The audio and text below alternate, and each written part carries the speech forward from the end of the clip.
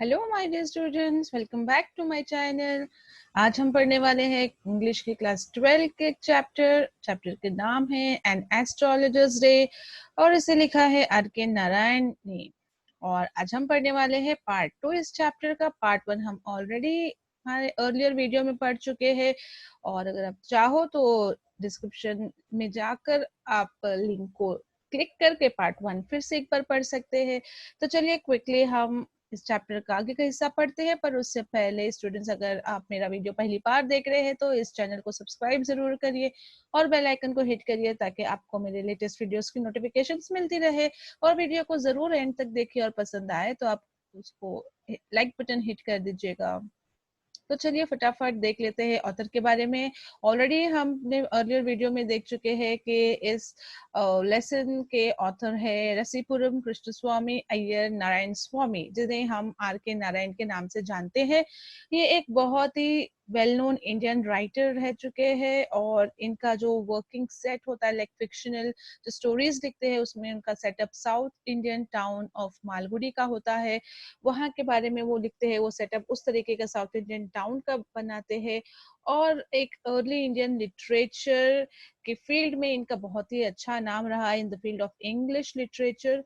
और मुल्क राज आनंद और राजा राव जैसे famous and well known writer के साथ इनका नाम भी लिया जाता है।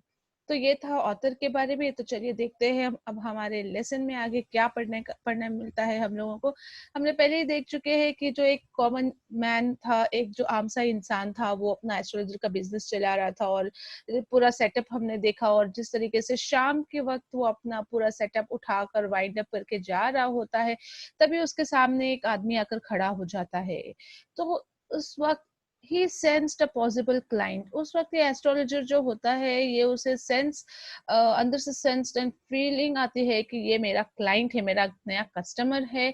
और फिर वो उसे गेस करके इस तरीके से बोलता है, यू लुक सो केयरफुल, मतलब आप इतने परेशान और थके लग रहे हो, क्या टेंशन है आपको, बहुत दिनों से आप बहुत वरीफुल हो, क्या बात है, बोलिए।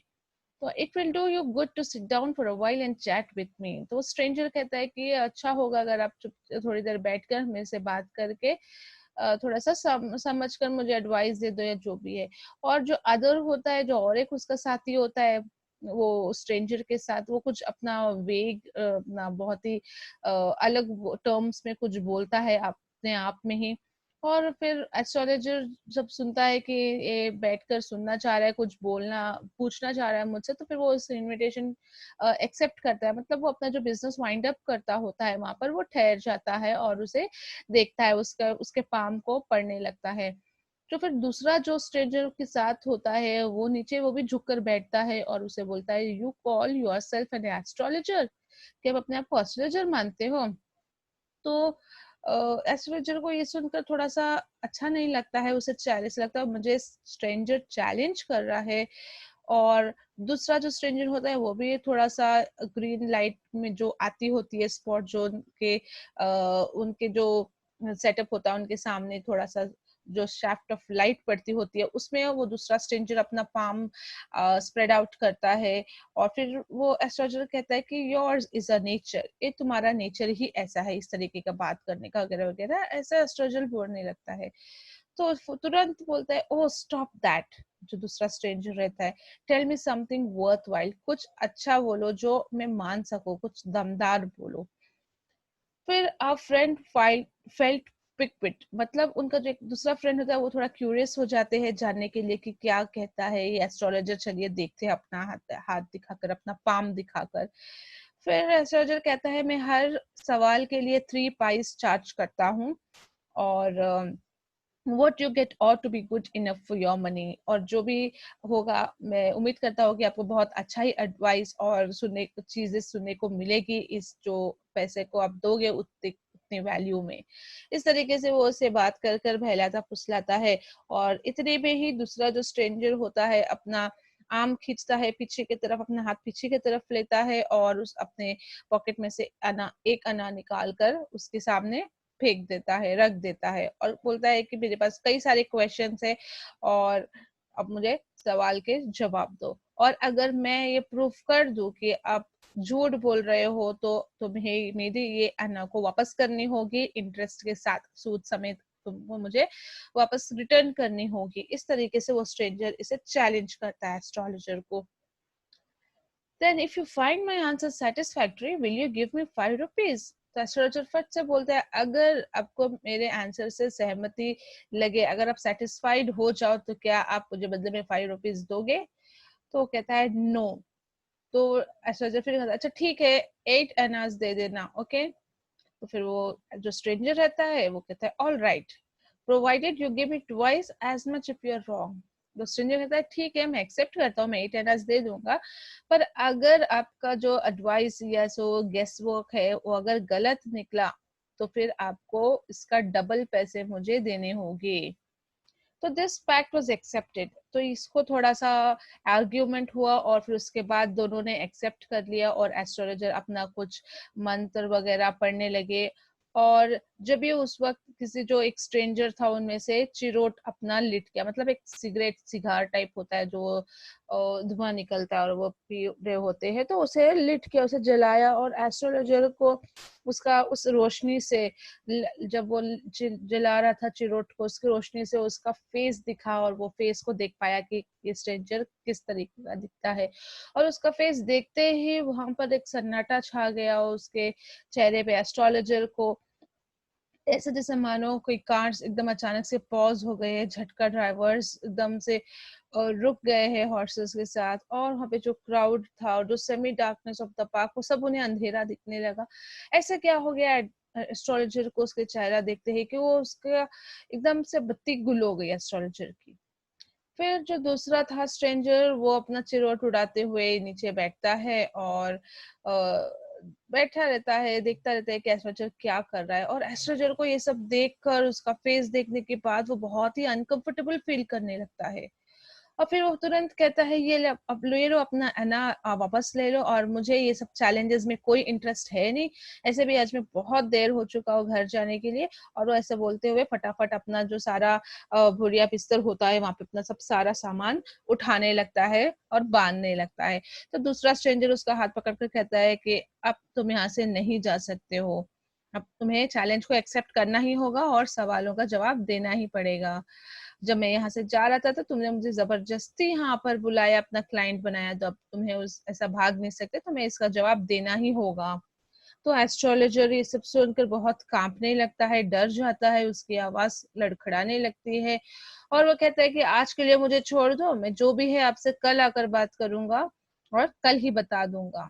तो जो दूसरा होता है वो उसके उसे उसके सामने अपना हथेली रख देता है और वो कहता है कि चैलेंज इज चैलेंज, और तुमको ऐसा करना ही पड़ेगा, आप रुक नहीं सकते, आप पीछे नहीं हट सकते।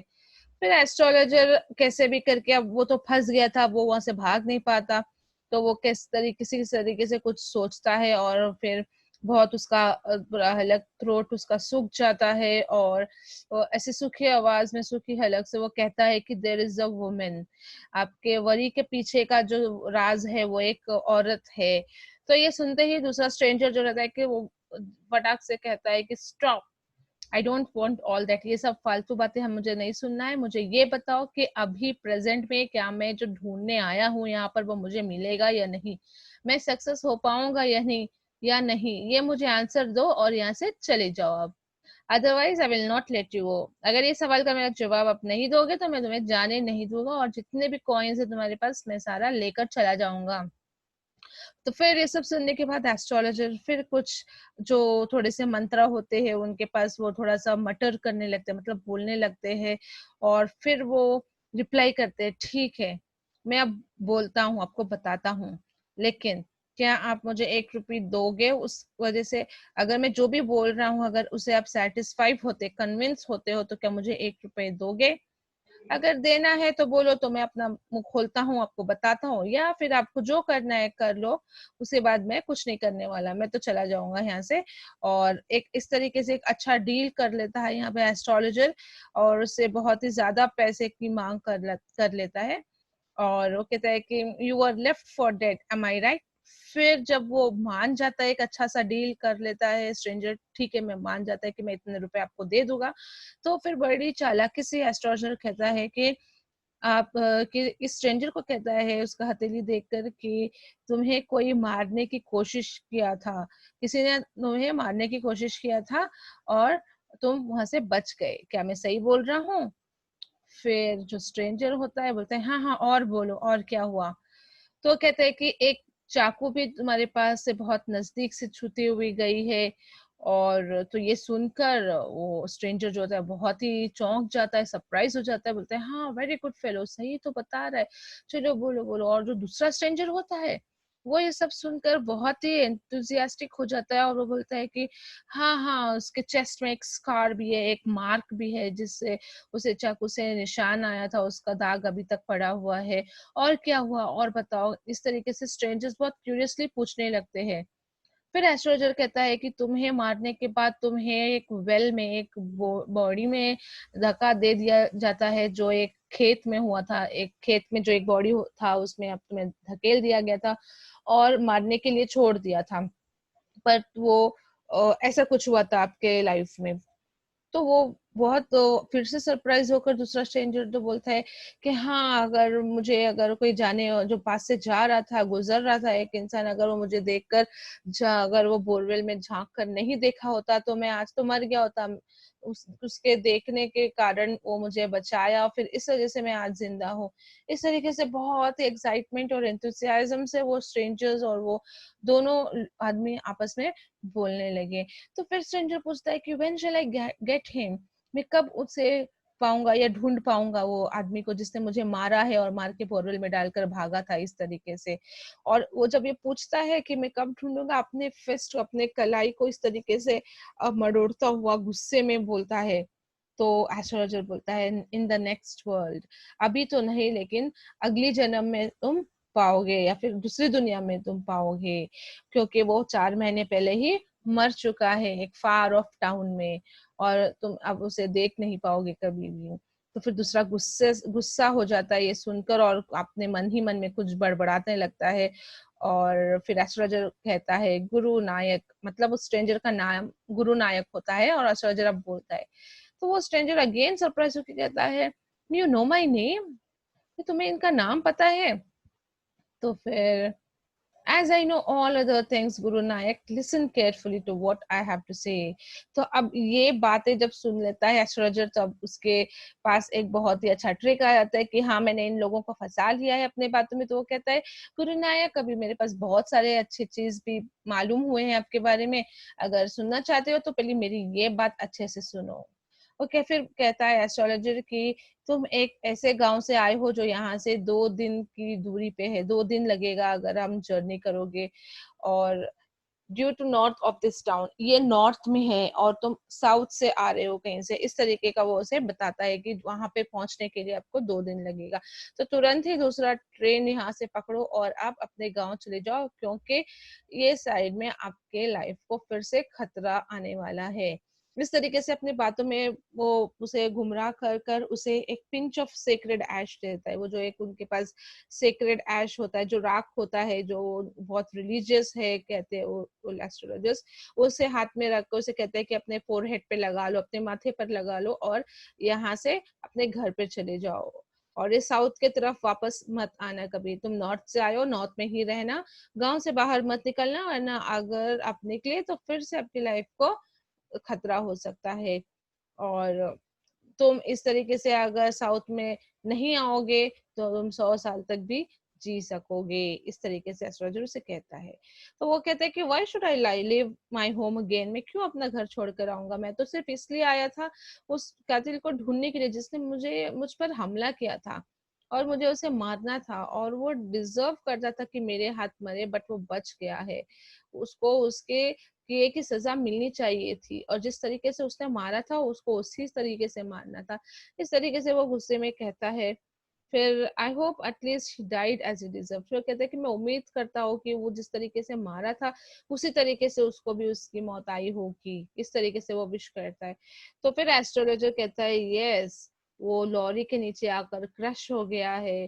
तो फिर ये सुनकर दूसरा भी बहुत थोड़ा सा फील करता है कि हाँ चलो जैसा किया था वैसा उसने पाया, इस तरीके का बोलकर एस्ट्रोलॉजर उन्हें बताता है।